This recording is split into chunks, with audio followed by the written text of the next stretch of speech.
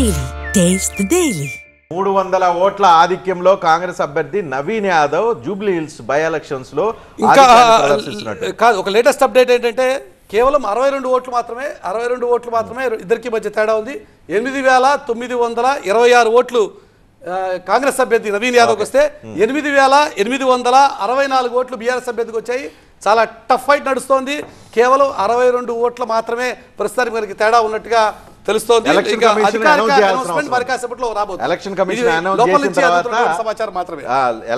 announce చేసిన తర్వాత దాన్ని ఎండార్స్ చేద్దాం అప్పుడే మీకు టాలీలో కనిపిస్తుంది అప్పటి వరకు చర్చకు మాత్రం ఉపయోగపడుతుంది మీరు చెప్పండి షేక్పేట షేక్ కానట్టున్నది అది కాలేదు అంటే ఓవరాల్ కూడా షేక్ కానట్టే షేక్ కానట్టే లెక్క ఉన్నట్టు ఓకే అంటే ఇంకోటి షేక్పేట కూడా మళ్ళీ అక్కడ ఉద్యోగులు అఫీషియల్ అనౌన్స్మెంట్ వచ్చింది 62 ఓట్లు మాత్రమే కాంగ్రెస్ అభ్యర్థి లీడ్ లో ఉన్నాడు కాంగ్రెస్ అభ్యర్థి నవీన్ యాదవ్ కి షేక్పేటలో ఫస్ట్ డివిజన్ లో మొత్తం 42 డివిజన్లకు సంబంధించినటువంటి ఓటింగ్ అది దానికి సంబంధించిన అఫీషియల్ అనౌన్స్మెంట్ 62 ఓట్లు మాత్రమే కాంగ్రెస్ పార్టీ అభ్యర్థి లీడ్ లో ఉన్నారు చాలా టఫ్ ఫైట్ ఉంది అంత ఆషామాషిగా లేదు అన్నది ఫస్ట్ రౌండ్ చెప్తున్నారు బీహార్కి సంబంధించి మనకి 9 నియోజకవర్గాలకు సంబంధించిన అప్డేట్స్ వస్తూ ఉన్నాయి తరారి అసెంబ్లీ నియోజకవర్గంలో బీజేపీ అభ్యర్థి విశాల్ ప్రశాంత్ ముందంజలో ఉన్నారు జగదీష్పూర్ అసెంబ్లీ నియోజకవర్గంలో జేడీయూ అభ్యర్థి శ్రీ భగవాన్ లీడ్లో కనిపిస్తున్నారు షాపూర్ నుంచి ఆర్జేడీ అభ్యర్థి రాహుల్ తివారీ అరా నియోజకవర్గం నుంచి బీజేపీ అభ్యర్థి సంజయ్ టైగర్ బెగుసరాయ్ నుంచి కూడా బీజేపీ అభ్యర్థి కుందన్ కుమార్ దానాపూర్ నుంచి బీజేపీ అభ్యర్థి రామ్ కృపాల్ యాదవ్ లీడ్లో ఉన్నారు పూర్నియా సదర్ నుంచి కూడా బీజేపీ అభ్యర్థి విజయ్ ఖేమ్కా అలాగే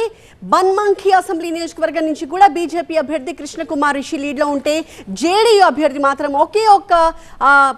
ప్లేస్లో మనకి కాన్స్టిట్యుయెన్సీలో ధమ్దహా కాన్స్టిట్యుయెన్సీలో మాత్రం లెస్సీ సింగ్ లీడ్లో ఉన్నారు సో ఓవరాల్గా 9లో 6 స్థానాల్లో బీజేపీ లీడ్లో కనిపిస్తోంది 2 ప్లేసెస్లో జేడీయూ లీడ్లో కనిపిస్తోంది ఒక్క నియోజకవర్గంలో మాత్రమే ఆర్జేడీ మనకి లీడ్లో కనిపిస్తోంది 9 కాన్స్టిట్యుయెన్సీకి సంబంధించి సో బీహార్లో ఒక కీలకమైన డిస్కస్ చేయాల్సిన మేజర్ పాయింట్ ఏంటంటే నితీష్ కుమార్ 20 సంవత్సరాలుగా ముఖ్యమంత్రిగా పనిచేస్తున్నారు అయినప్పటికీ ఆయనతో కూడిన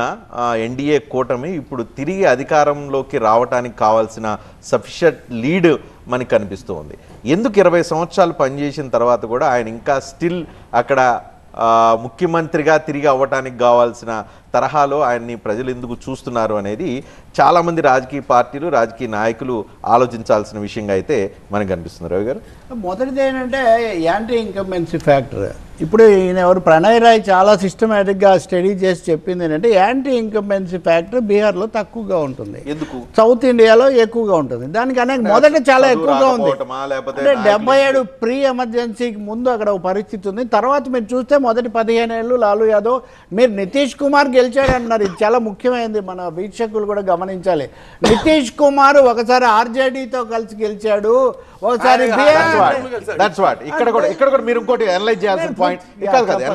పాయింట్ ఏంటంటే నితీష్ కుమార్ విచ్చలవిడిగా గ్రూపుల్ని మార్చిన ఒకసారి ఈ పార్టీతో ఉండి ఇంకోసారి ఆ పార్టీతో ఉండి ప్రతిపక్షంలో ఉన్న పార్టీతో జతగట్టి మళ్ళీ అధికారంలోకి వస్తాడు అధికారంలో ఉన్న తర్వాత మళ్ళీ అప్పుడున్న ప్రతిపక్షంతో మళ్ళీ జతగాడు అయినా ప్రజలు ఎందుకు అతన్ని విశ్వసిస్తున్నారు ఒక్క నిమిషం సార్ ఇక్కడ వాళ్ళు ఇప్పుడు మీరు కూడా చూడండి ఇప్పుడు కూడా బీజేపీ ఆర్జేడీ పెద్ద పార్టీలుగా ఉన్నాయి ఆయన కేవలం గ్రేస్ మీద ముఖ్యమంత్రిగా ఉన్నాడు మొన్న బీజేపీ నాయకుడు ఢిల్లీ నుంచి నాతో మాట్లాడుతూ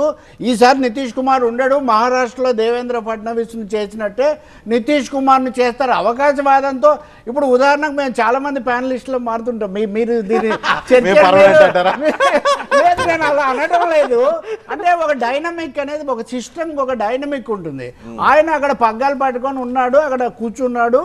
అసలు కాదు సార్ ఒక ప్రభుత్వము మధ్యలో 2 సార్లు